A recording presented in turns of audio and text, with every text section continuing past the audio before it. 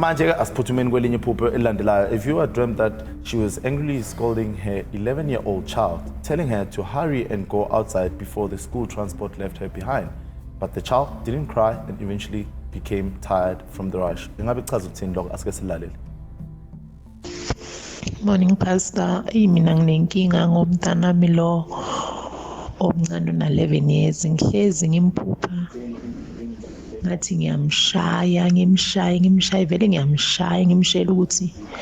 makaphume itransport izomshiya esikoleni kodwa akakusuma umuntu okhalayo ngimshaya lokho ukuthi ngimshaye ngize ngikhathale mina so angazi lelo phupho lichaza ukuthini. Pastor, ukhala ngokuthi uyamshaya kodwa hayi kuyayifanela nje ngabe kuchaza ukuthini? Asenze kanje ukuphupha ushaya umntwana yobe semshaya umntwana uthuna 11 years njalo uyamshaya yabo